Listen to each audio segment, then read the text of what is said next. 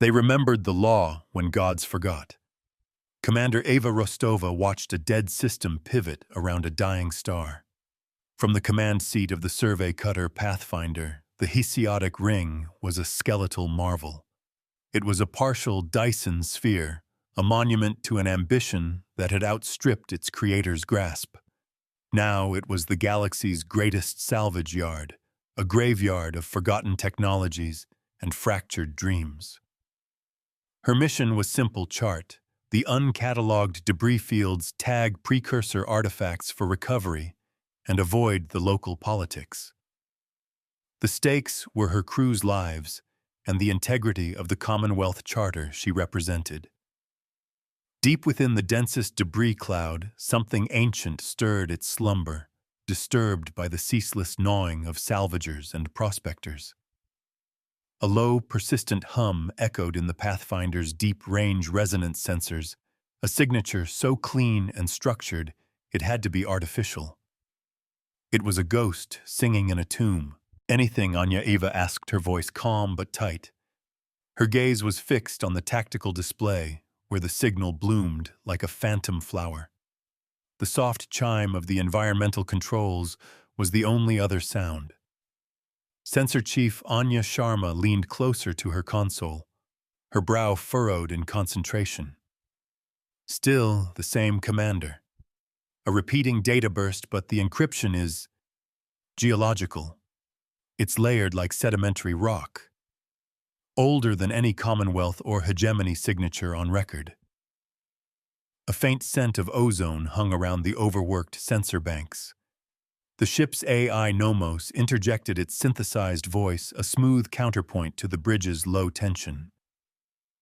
Probability analysis suggests a power source of immense potential, Commander.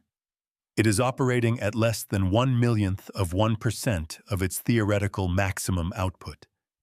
The current signal is the equivalent of a sigh that shook the void. "A sigh that's attracting vultures," said XO. Marcus Thorne. His arms crossed as he stared at the long-range plot. 3 hegemony reclaimer cruisers just translated at the system's edge. They're running hot. No stealth, no apologies.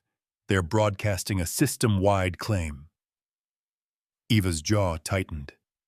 The hegemony's interpretation of salvage law was brutally simple: might makes right, and their might was considerable. On-screen, Nomos. Broadcast their claim. The main view screen flickered, replaced by the crisp, authoritarian sigil of the hegemony, a clenched gauntlet over a cracked star. A voice dripping with synthesized arrogance filled the bridge. "By the authority of Prefect Kalen of the Hegemony Reclaimer Fleet, this sector is under quarantine. All non-hegemony vessels must vacate immediately. Unclaimed artifacts of significant power fall under the salvage and security mandate. Compliance is mandatory." Anya scoffed. Unclaimed artifact. They don't even know what it is. They just smell power. The vibration of the deck plates under her feet was a constant grounding reminder of their isolation. "Their motive is irrelevant," Nomos stated. "Their fleet possesses a decisive firepower advantage. A direct confrontation would result in a 98.7% probability of our vessel's destruction." Eva looked from the cold, hard numbers on the tactical display to the ghost signal pulsing in the debris field. The reclaimers were legalists' bullies who used the law as a club. But the charter she served was a document of exploration and preservation, not retreat. That signal was a piece of history, potentially human history, and she would not let it be stripped for parts by corporate privateers masquerading as a government. They would not steal history on her watch. "Marcus, bring us to silent running." "Anya, I want you to refine the signal's location to within 100 meters. Nomos, plot a course through the densest part of the debris field. Use the larger fragments as cover. We're going to get a look before Kalen's thugs can even warm up their scanners." Commander Marcus began, his voice low. "That's a direct violation of their quarantine. It gives them a legal pretext to fire on us. They already have a pretext, Marcus Eva countered, her eyes gleaming with resolve. They're the hegemony. Their pretext is that they exist and we're in their way. I'd rather be destroyed for a purpose than retreat out of fear. Her fingers danced across the command console, the cool metal of familiar comfort. A short vignette played out on a comms channel. Nomos was monitoring a slice of life from the ring. Two grizzled salvagers in the cockpit of their battered asteroid hauler. The rust bucket watched the hegemony cruisers power into the system. There goes the neighborhood, eh? Jax, the older one, grumbled, wiping grease from his hands onto an already stained rag. Hegemony shows up means the ghost signal is real money. His partner, a younger woman with cybernetic eyes, nodded grimly. It's not money, Gus. It's power. And they ain't the sharing kind. Time to go. The Pathfinder slipped into the debris field like a needle into a haystack. Hull plates groaned under the strain of sudden course corrections. The proximity alerts chirped a frantic, unending song as massive chunks of derelict starships and shattered planetoids drifted past the viewports. Anya's fingers were a blur over her console, filtering out the gravitational noise and radiation spikes. I've got it, she said, her voice a triumphant whisper. The signal is originating from a single object. It's big, Commander. Very big. And its material composition is off the charts. Neutronium-laced alloys. Nothing in the modern galaxy is built like that. A legacy of lost giants. Nomos guided them through the final approach with agonizing precision. A field of crystalline structures, likely the shattered remains of a solar sail array, forced them into a tight, spiraling descent. Then the debris cleared, and they saw it. It wasn't a ship in any conventional sense. It was a cathedral of war, a monument to a forgotten age. Long, angular, and utterly black, it absorbed the light of the distant star, giving back nothing. Its surface was covered in geometric patterns and sigils that pulsed with a faint internal energy. It was dead, yet it was breathing. By the stars, Marcus breathed, his usual stoicism shattered. The source of the hum was obvious now. Arrays and emitters recessed deep into the hull slept under armored cowlings. They were arranged in patterns that were part weapon, part mandala. The ship's design was brutalist, yet elegant, a statement of power held in perfect reserve. At its prow, a single massive symbol dominated a balanced scale held aloft by a stylized armored hand. Nomos, identify that vessel. Eva commanded, her voice hushed with awe. Cross-referencing, the AI replied. Archaeological databases, forbidden texts, fragmented pre-compact records. There is a match. One entry heavily redacted from the earliest human diaspora. A Vindicant-class saint ship. Designation, Steward of Solace. A saint ship. A vessel from the age of humanity's first great schism, when fleets were guided by ideology and faith as much as by physics. They were said to be archives, judges, and executioners all in one. Most were thought to be myths. Its purpose was to remember what others chose to forget. The reclaimers are closing. Anya warned, her voice pulling them from their reverie. They've triangulated our position. They're launching drones. They're trying to slice into its systems, Marcus noted, pointing to the tactical display. Little metal leeches. Look at them swarming the hull. Eva watched as the hegemony drones, sleek and predatory, attached themselves to the steward's flank. They began to pulse with energy, trying to brute force their way through its dormant defenses. The result was instantaneous and anticlimactic. The sigils on the hull near the drones flashed once a brilliant white. The drones simply ceased to exist, their energy signatures vanishing from the tactical plot without a single spark or explosion. They were unmade, Anya whispered, her eyes wide. No energy discharge, no kinetic impact. They were just deleted. Nomos spoke a new note of something akin to curiosity in its voice. The vessel's defensive grid is passive, Commander. It does not attack. It appears to have defined the drones as a logical fallacy and corrected the equation. A weapon that wielded truth. Prefect Kalen is hailing us, Marcus announced. He sounds displeased. Put him on, Eva said, squaring her shoulders. The prefect's face appeared on the screen. He was a man whose features were as sharp and unforgiving as his fleet's ship design. His eyes held a cold fire. Commander Rostova, you have illegally breached my quarantine. You are interfering with a hegemony salvage operation. Power down your vessel and prepare to be boarded, or we will open fire. Prefect Kalen Eva replied, her voice steady. This is not a salvage operation. It's an act of historical preservation. This vessel is a relic of our shared human history. It belongs in a museum, not a scrapyard. Kalen laughed, a short, barking sound. History is written by the victor's commander. And in this sector, that is me. This relic is a weapon, and I will not allow it to fall into the hands of a sentimental explorer. You have 60 seconds to comply. The screen went blank. He's not bluffing, Marcus said. His lead cruiser is powering its main cannon. Nomos is there anyway to communicate with the steward. Eva asked, her mind racing. The data bursts are a form of language, the AI responded. A language based on law and mathematics. It appears to be broadcasting a single, endlessly repeating query. What is the query translated from the core mathematical concepts? It is this: state the justification for your claim. A test. Not of firepower, but of principle.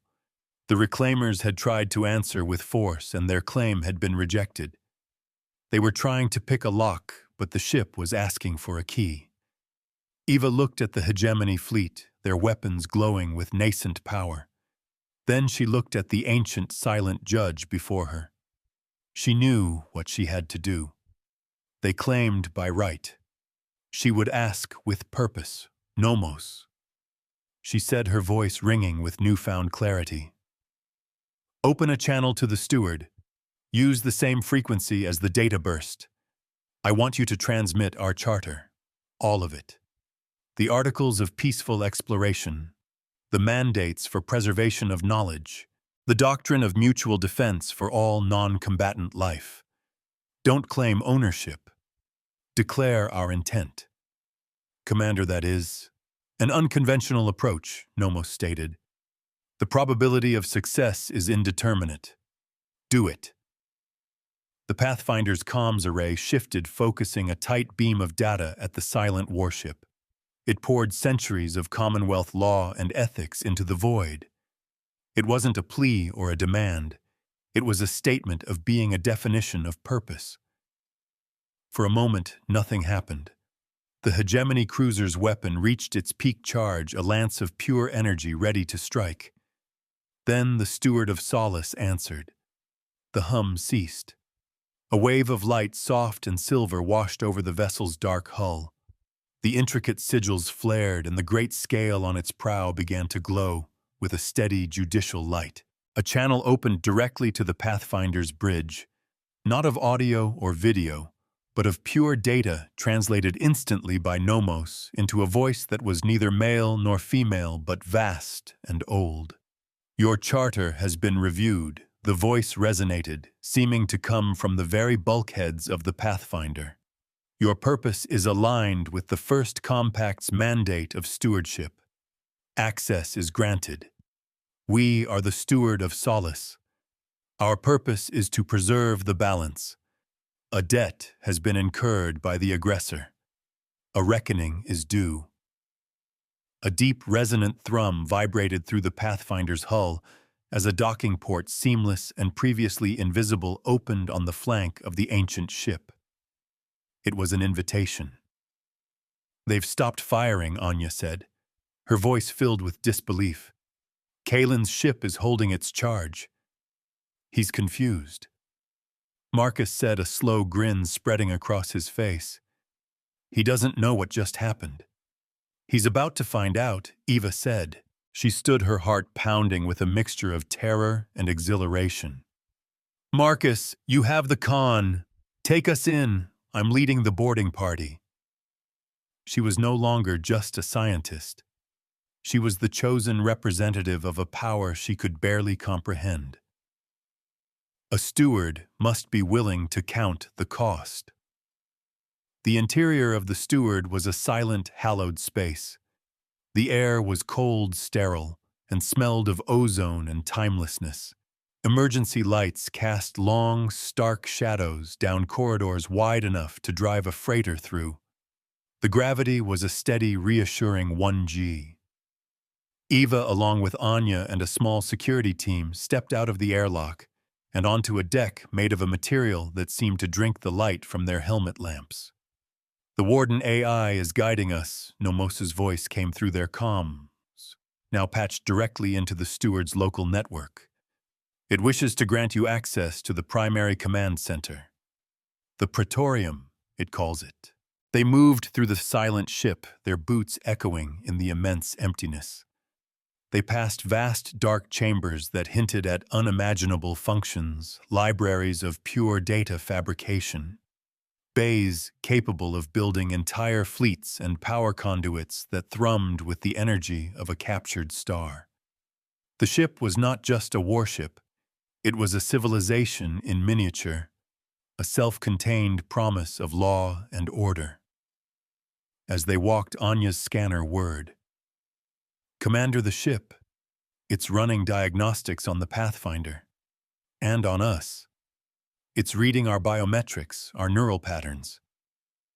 Is it hostile? Eva asked. No, Anya replied, sounding puzzled. It feels like an audit. It's counting, measuring, taking our account. Eva remembered the ship's voice. A reckoning is due. It wasn't just a warship. It was an arbiter. The universe was a ledger, and it demanded balance. The Praetorium was less a bridge and more a court of law, a vast circular chamber with a domed ceiling that showed a perfect real-time star map of the system. In the center was a raised dais with a single unadorned command throne. Consoles and displays were recessed into the walls, dark and silent, waiting for a command. Standing beside the throne was a holographic figure, a serene, androgynous being of blue light. I am the Warden, the figure said, its voice the same one they had heard before. This vessel is now under your stewardship, Commander Eva Rostova. Its tools are yours to command, provided their use aligns with the principles of the First Compact. Eva walked forward, her helmet retracting. The air was breathable. What is the First Compact? It was the foundational law, the Warden explained. The agreement that humanity would never again descend into the barbarism of its cradle. It decreed that knowledge must be shared, that the innocent must be protected, and that power must be accountable to justice, not to strength. The lore resonated with a deep part of Eva's being, the core of why she had joined the Survey Corps. It was the dream of a better way. Prefect Kalen is hailing us again, Nomos reported from the Pathfinder. His ultimatum has expired. He demands your immediate surrender and the relinquishment of the asset. Eva turned to the star map on the dome. She could see the hegemony fleet, 3 menacing shapes against the stellar backdrop. The lead cruiser was still glowing, its weapon a stark threat. Warden, what are this vessel's capabilities? The Steward of Solace is not a conventional warship, the Warden replied. It does not wield crude energy projectiles or kinetic impactors. Its primary function is the enforcement of consequence. A lance of justice, not of light. Explain. Eva said, her eyes fixed on the enemy fleet. The vessel is equipped with a suite of judgment engines, the Warden stated. They analyze an aggressor's actions, calculate the precise debt incurred, and reflect it back upon them. It is a system of perfect symmetrical reciprocity. Anya's mind raced, connecting the dots. The drones, she said aloud. They tried to use energy to brute force the hull. The ship didn't block it. It mirrored their own energy back on them perfectly, causing them to overload and cease to exist. A mirror that reflects not light, but intent. A crude but accurate analogy, the warden confirmed. The hegemony fleet is currently broadcasting a massive amount of energy toward this vessel, focused into a weaponized format. They have created a potential. They intend to cause harm. Eva understood. The reclaimers were holding a gun, and the steward was offering to let them shoot themselves with it. It was elegant. It was terrifying. And it was perfectly frighteningly lawful. It wasn't an attack. It was allowing the consequences of their own actions to find their rightful target. Prefect Kalen is firing, Nomos announced, its voice flat. On the domed ceiling, a blindingly bright needle of energy erupted from the reclaimer cruiser, crossing the void in an instant. It was aimed directly at the Praetorium. Eva flinched, a purely instinctual reaction. But the warden remained serene, and the ancient ship remained silent. There would be no impact. There would be only a reckoning. The lance of energy struck. Nothing. A few hundred meters from the steward's hull, it simply vanished into a shimmer of distorted space. For a heartbeat, there was silence. The hegemony weapon went dark, its firing cycle complete. What happened? Marcus's voice crackled over the comm. Our sensors went blind. Did it hit? Eva said, her gaze locked on the enemy cruiser. It didn't. Then on the reclaimer vessel, something impossible occurred. A second lance of identical energy erupted not from its weapon emitter, but from its own engine core. The beam lanced upward through the ship's own spine, gutting it from the inside out. It wasn't an explosion. It was a surgical, catastrophic self-immolation. Alarm shrieked across the comm channels as the cruiser's lights flickered and died, its internal structures flash-forged into slag. The warden spoke, its voice devoid of triumph. The debt has been paid. They chose the method of transaction. We merely provided the mirror. Prefect Kalen's ship was a crippled wreck, venting atmosphere and plasma into the void. The two remaining reclaimer cruisers, which had been moving into attack formation, abruptly halted. Their weapon systems powered down. Their engines flared as they turned and fled the system at maximum speed, not even bothering to retrieve their dead. A perfect lesson delivered without a single shot fired. On the Praetorium's dais, Eva felt the weight of her new reality settle upon her. She had not sought this power. She had been charting rocks and gas clouds. But she had been tested, and she had been found worthy by a standard she was only just beginning to comprehend. She was the steward of a force that could reshape the balance of power in the galaxy, not through conquest, but through a terrifyingly simple principle: every action has an equal and opposite reaction. Warden, she said, her voice quiet but firm, finding its strength. What is our status? The judgment engine is cooling, the AI replied.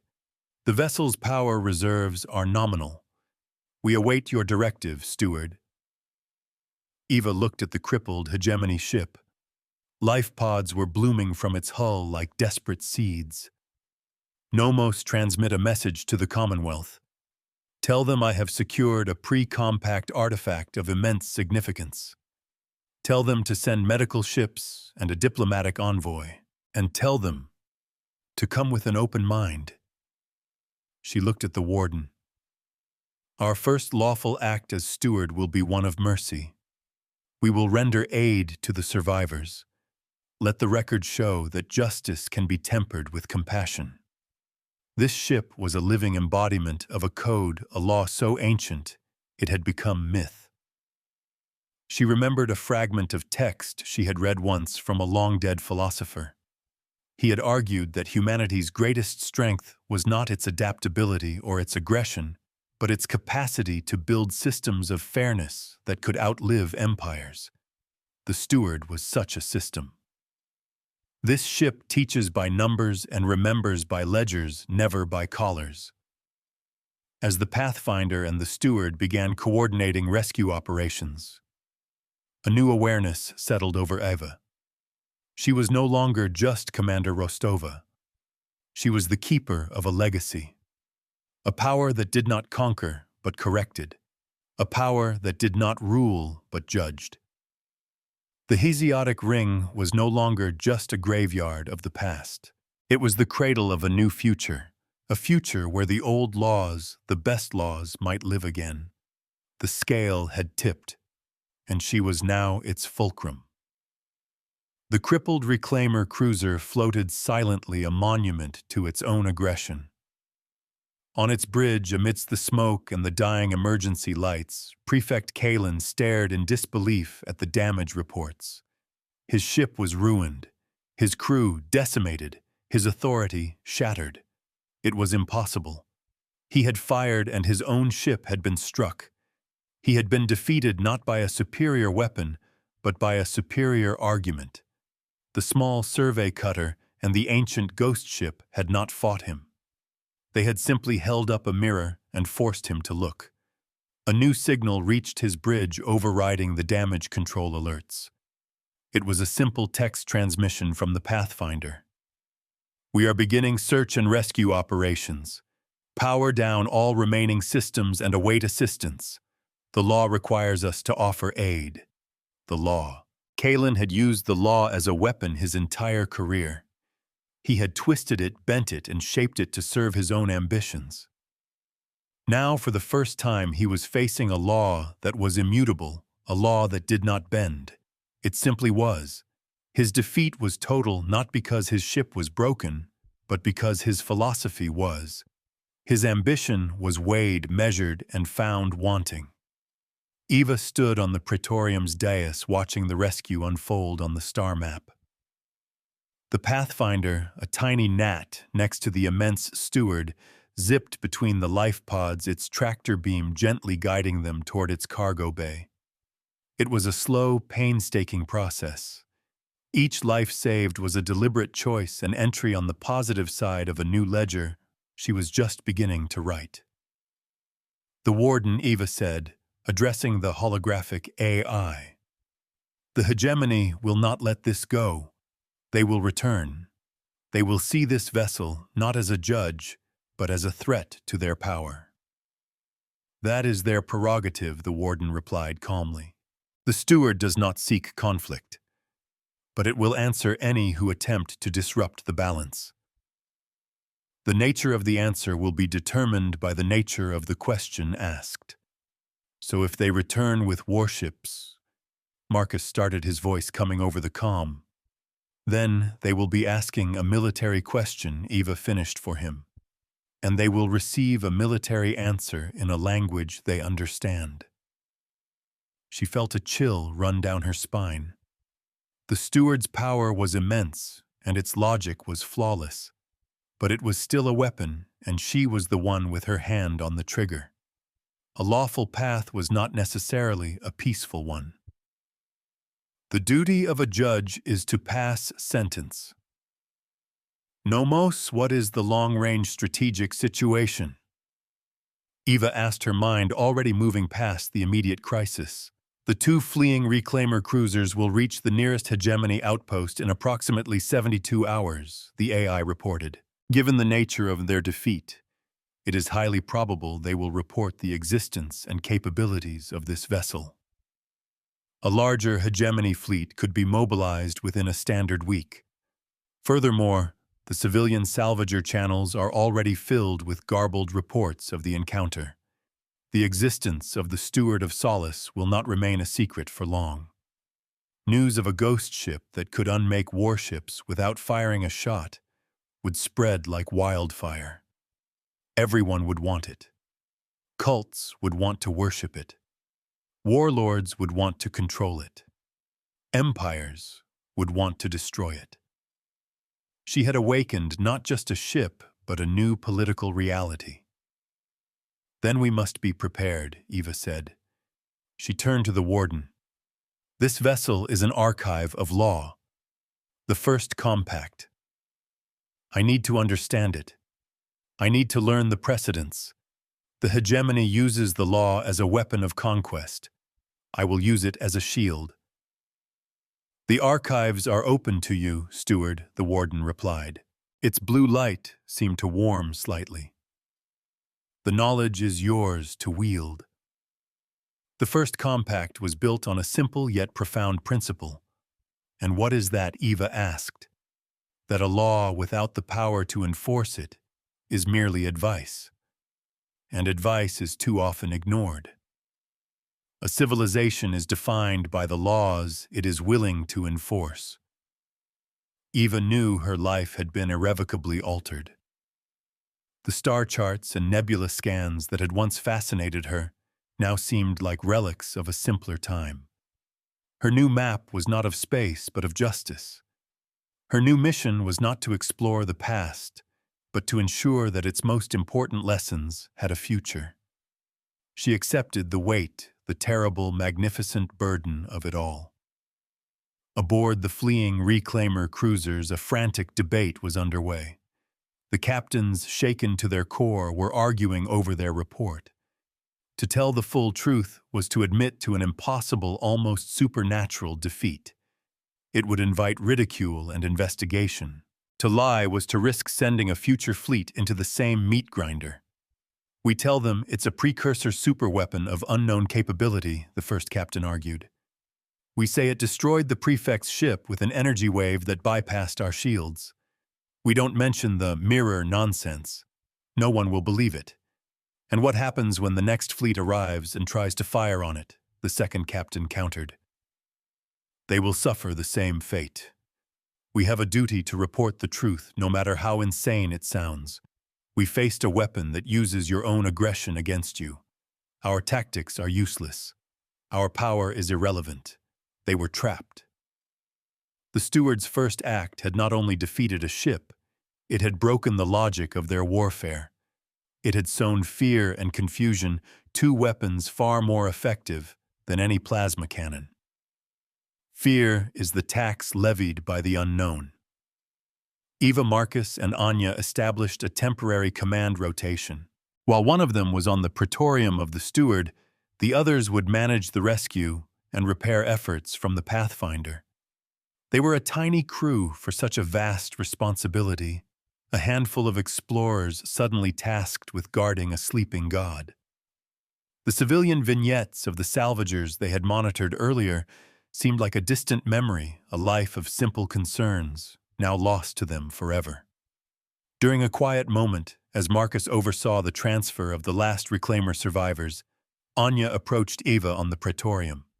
The great star-mapped dome showed the slow, graceful dance of the two ships and the scattered life pods. The scent of ancient clean air was a constant presence. "Commander," Eva Anya began, her voice hesitant. "What you did back there, facing down Kalen, talking to this thing, I've never seen anything like it." "Neither have I," Anya Eva admitted, a weary smile touching her lips. "I was just following the charter. It turns out the ship was too. It's more than that," Anya insisted. "That warden, it chose you. Not the Pathfinder, not the Commonwealth. You. It calls you steward. What does that mean for us?"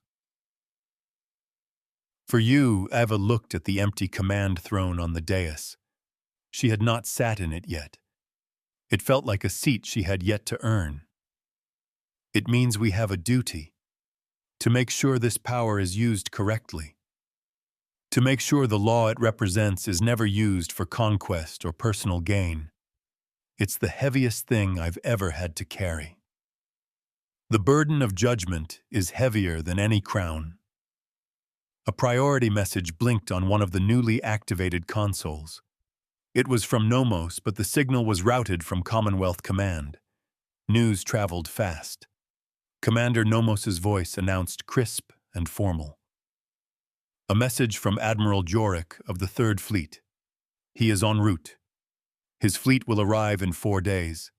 His message reads, Commander Rostova, you are to be commended for your discovery. Hold your position. Do not engage the artifact further. A team of specialists will relieve you of your command and secure the asset. Await our arrival. Jorik out.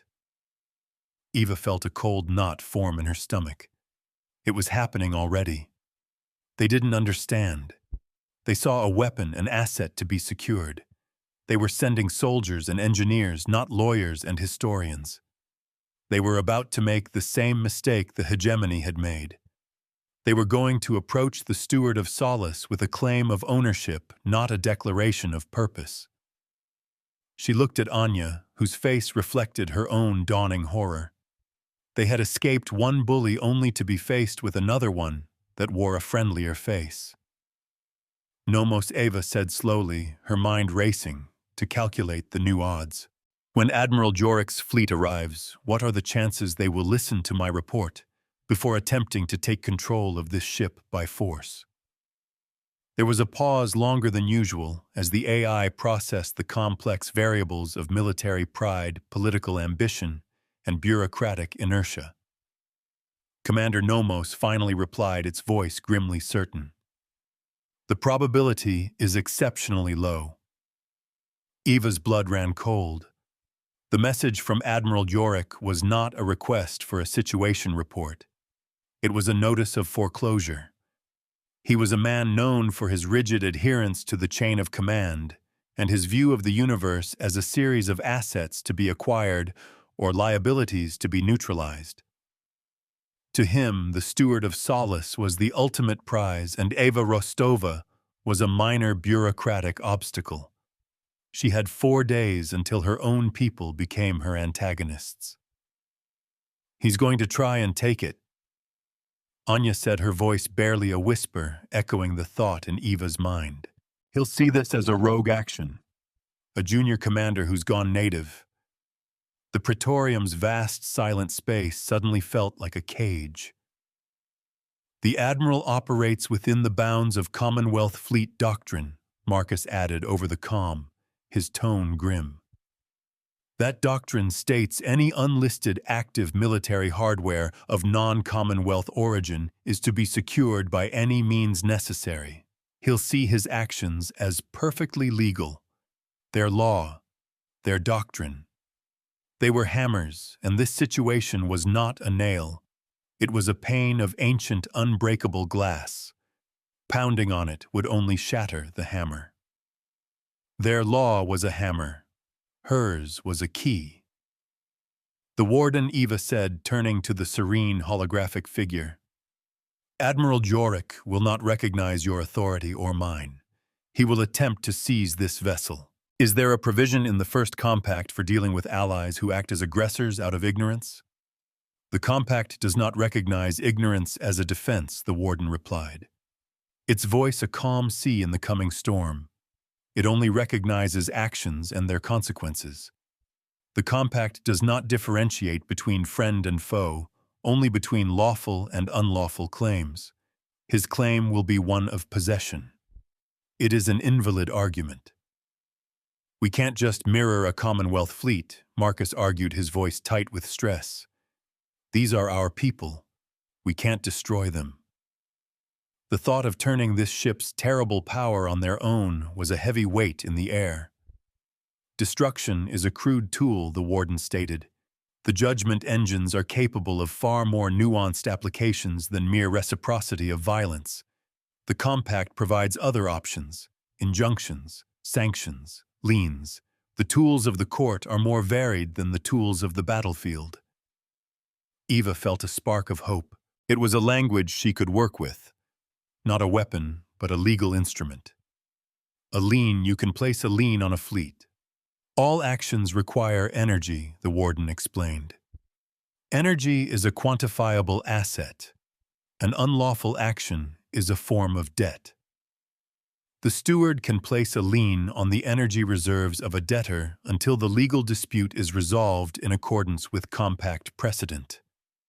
They would not be destroyed.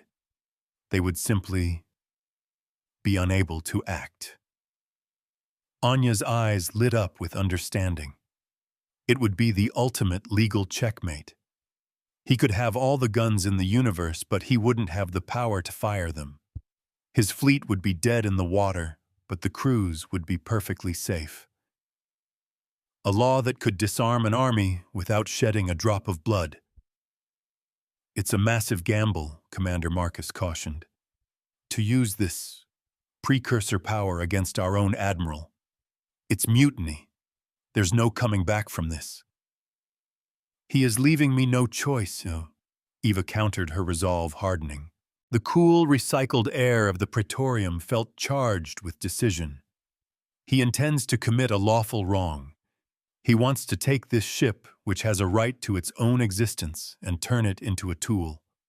The charter I swore to uphold compels me to protect historical findings, to engage in peaceful first contact. I will not break my oath, not for him, not for anyone. Her own voice, echoing in the huge chamber, sounded stronger than she felt. She looked at the warden. Teach me. For the next 4 days, I want to learn everything I can about the First Compact. I want to know its precedents, its arguments, its exact wording. When Admiral Jorek arrives, I will not meet him with guns. I will meet him with the law, a law older and stronger than his. The next 96 hours were a blur of intense study. Eva barely slept. She spent every waking moment in the Praetorium, absorbing millennia of legal and ethical philosophy directly from the warden's data streams. It was a fire hose of information, but Nomos helped her filter and process it, acting as a bridge between her modern sensibilities and the ancient rigid logic of the Compact. She learned of cases and rulings that had shaped human civilization. Before the Commonwealth was even a dream, the judgment of Ceres, the Tantalus sanction, the writ of indifference. Each was a story of a crisis averted not by war, but by a flawlessly executed legal argument backed by the undeniable power of a vindicant class arbiter. She was not just learning rules, she was learning a new way to see the universe. A universe governed not by force, but by a series of debits and credits, of actions and consequences, all meticulously recorded in an invisible cosmic ledger. Every action was an entry in the great account. While Eva studied, Marcus and Anya prepared for the fleet's arrival. They finished the rescue operation, transferring the last of the hegemony survivors to the Pathfinder's now crowded medical bay. They were treated with professional courtesy, their injuries tended to without question. This too was an entry in the ledger, an act of lawful mercy that stood in stark contrast to the hegemony's initial aggression and the Commonwealth's impending one. On the bridge of the Commonwealth flagship CNS Vigilance, Admiral Jorek reviewed the latest intelligence. The data was thin, contradictory. A survey cutter, a ghost ship, a hegemony fleet routed by an unknown weapon. Commander Rostova's official report was maddeningly vague, speaking of first contact and precursor legal frameworks. It was sentimental nonsense to him. She's been compromised, Jorek said to his flag captain. The psychological strain of deep-range survey, the encounter with an unknown. Her judgment is impaired. She thinks she's a diplomat. She's forgotten she's a soldier. The admiral's uniform was perfectly starched, a reflection of his unbending mind. And the weapon, sir, the captain asked. The one that crippled Kalen's cruiser, a fluke, or an exaggeration. The hegemony ships are powerful but brittle. A lucky shot from a precursor energy weapon could have caused a catastrophic chain reaction. Jorek reasoned, his logic constrained by his experience. He could not conceive of a weapon that did not operate on principles he already understood. We will approach with caution, but we will approach. Open a channel to the Pathfinder. Tell Commander Rostova to prepare her ship for our arrival and to stand down from the artifact. The message arrived. Ava, looking haggard but with eyes burning with fierce intelligence, read it on the Praetorium's main display. The wording was clear. It was an order, not a request. It assumed her compliance. It was the final piece of evidence she needed. Yorick was not coming to listen. He was coming to take.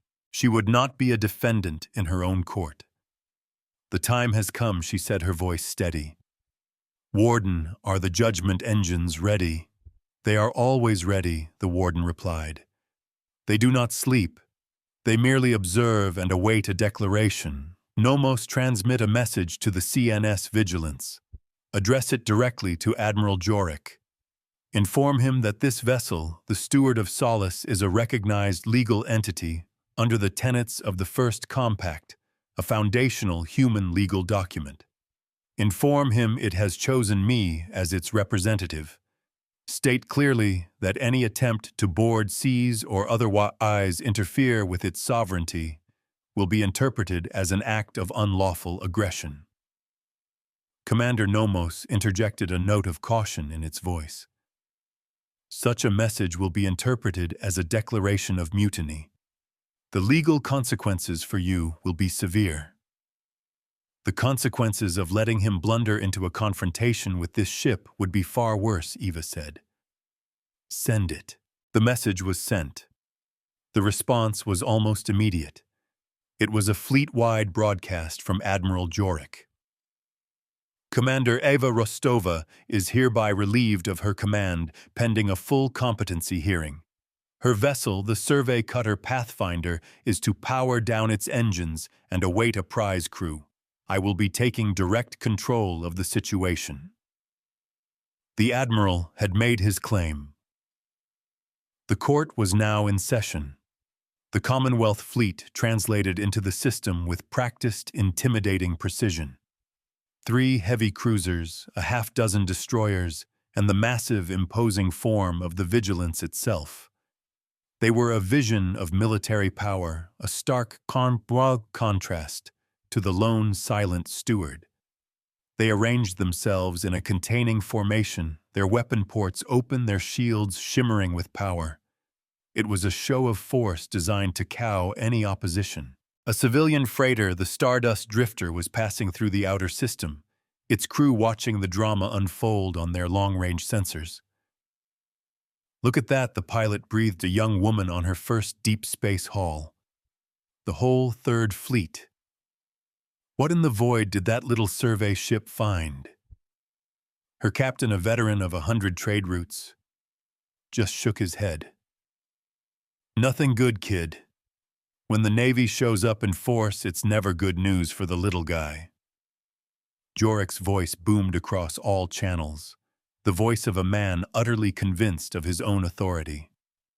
Steward of Solace, you are a vessel of the Commonwealth now.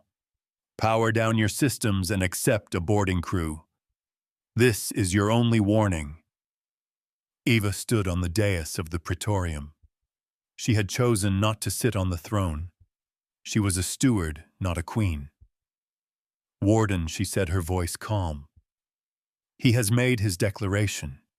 He has stated his intent to commit an unlawful act. Is the case clear? The intent is declared. The warden confirmed. The action is imminent. The case is absolute. The light from the star map dome cast long shadows across the chamber floor. Then proceed, Eva commanded. Issue the writ of indifference. Place a lien against all energy assets of the aggressor fleet pending the resolution of this dispute. A law is only as strong as the consequences for breaking it. On the bridge of the Vigilance, Admiral Jorick watched the silent black ship. Nothing was happening. No weapons were powering up. No shields were flaring. They're bluffing, he grunted. They have no teeth. Launch the first wave of boarding craft. Target their airlocks. Sir, the helm officer cried out, his voice sharp with panic. We have a catastrophic power failure. Across the entire ship, Yorick spun around. The bridge lights were flickering, dying. Consoles were going dark. The hum of the mighty engines was fading into an unnerving silence. "What is going on? Report! It's not just us!" Admiral, the communications officer, shouted over the rising chaos. "It's the whole fleet. Every ship is reporting a total energy drain. Weapons, shields, engines. Everything is offline. It's like the fuel just vanished from our lines. The entire Commonwealth Third Fleet, one of the most powerful military forces in the sector, was suddenly adrift. Their lights were out. Their weapons were inert. Their engines were cold. They were a fleet of ghost ships floating dead in the water, their crews trapped in metal coffins, unharmed, but utterly powerless. The vibration of the active warship was gone, replaced by a tomb-like stillness.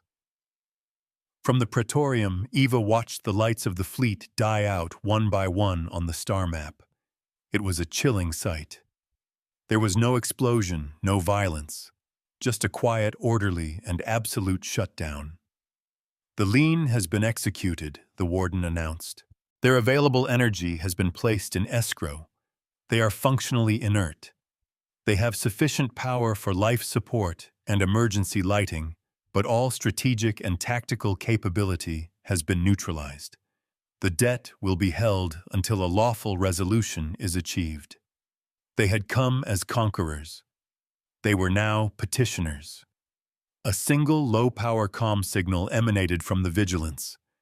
It was Admiral Yorick, his voice stripped of its confident thunder, now thin and laced with disbelief. "What have you done?" Eva took a deep breath.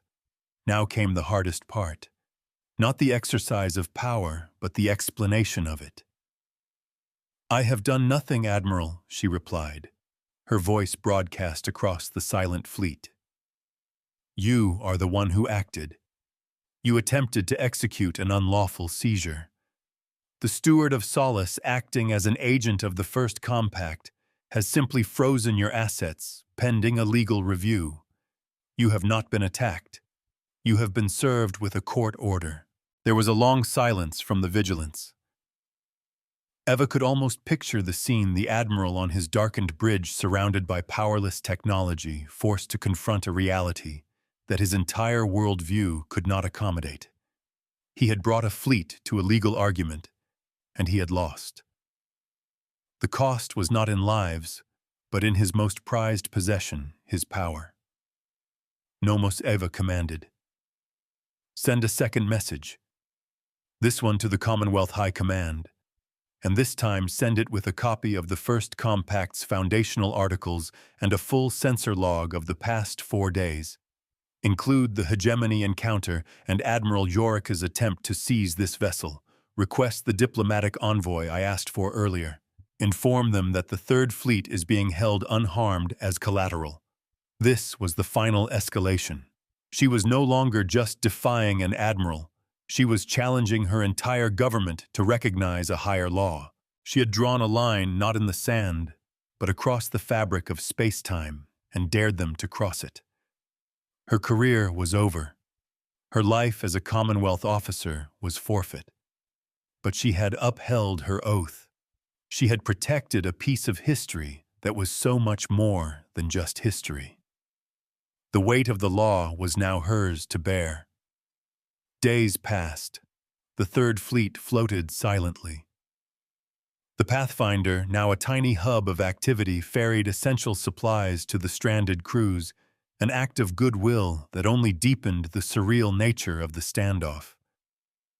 Eva remained on the Steward, a solitary figure in a temple of law. She felt the isolation keenly.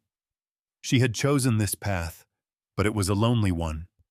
Her only companions were a holographic ghost and an AI who was struggling to reconcile her actions with its own programming. Commander Nomos said during one of their long, quiet watches, "My projections indicate a 92% probability that High Command will classify you as a hostile entity." They may send a larger fleet, one equipped with experimental energy-draining weaponry, in an attempt to counter the steward's abilities. And what does the warden say about that Eva asked, watching the silent ships on the dome? The warden states that such an action would be a further escalation of the unlawful claim, Nomos replied, and that the response would be proportionally more severe. Eva understood. The next fleet might not be simply disarmed. The steward had shown restraint, but its patience was not infinite. The law it served was patient, but its judgments were final. She had to de-escalate this to find a way to make them understand. Finally, a new ship translated into the system. It was not a warship. It was a diplomatic courier, small, sleek, and flying the flag of the Commonwealth Senate. They hailed her directly. "This is Ambassador Corwin. I am here to mediate this unprecedented situation, Commander Rostova. Or should I say, Steward Rostova?" The ambassador's voice was cautious, but not hostile. It was the first sign that someone in her government might be willing to listen. The first word of a new conversation. The negotiations were long and arduous. They took place via secure comms, a three-way conversation between Eva on the steward, Ambassador Corwin on his courier, and a chastened, silent Admiral Jorik on the Vigilance. Eva laid out her case using the precedents and principles she had learned from the warden. She argued that the steward was not a weapon to be owned, but a legal entity to be respected, a living remnant of humanity's foundational social contract. Corwin, a skilled diplomat, listened patiently. He saw the truth of the situation. The Commonwealth could not win this with force. To try would be to risk a civil war against a power they could not defeat. They had to adapt. They had to accept that the neat, orderly universe they thought they commanded had suddenly become much more complicated. A new precedent had to be written. In the end, a compromise was reached, one that was in reality a total victory for Eva's position. The Third Fleet's energy was returned to them, their lien lifted. Admiral Jorik was recalled to face a Senate inquiry, and the Steward of Solace was officially recognized by the Commonwealth not as an asset, but as a sovereign entity, a protected historical site with its own legal standing. Eva Rostova, no longer a commander in the Commonwealth Fleet, was named its official liaison and conservator. Her title was simple steward. The cost was her old life. The victory was a new future for everyone. She had traded her commission for a solemn duty, her career for a sacred trust. She had faced down 2 fleets and won without firing a shot. Her only weapon had been the truth backed by the will to enforce it. The sensory anchor of the Praetorium's cold, still air was a constant reminder of the immense power she now wielded with such deliberate care. The low hum of the ship's systems, a sound she now knew intimately, was the breathing of a sleeping giant she had sworn to guide. The visual of the balanced scale sigil, now her personal emblem, was a permanent fixture in her mind's eye. As the Third Fleet, humbled and silent, prepared to depart, and Ambassador Corwin's ship moved to a respectful distance, Eva stood on the Praetorium dais. The last entry on the immediate incident log blinked on a console before her, a cool blue light in the dim chamber, case 734. Unlawful claim by CW Fleet 3. Resolution, injunction, and diplomatic accord. Ledger balanced. The judgment engines. Their work done were cooling their energy signatures, fading back to a state of watchful slumber. This was the new shape of the galaxy. It was a place where power had to answer to principle, where the law was not just a set of rules written by the latest victor, but an ancient, abiding force. My place is here at the fulcrum. I am not a commander anymore. I am a reminder that justice is not a gift you are given. It is a debt you must be willing to collect, and a balance you must be strong enough to keep. I will hold this line. I will count the cost. Their reckoning had come, and it was only the beginning.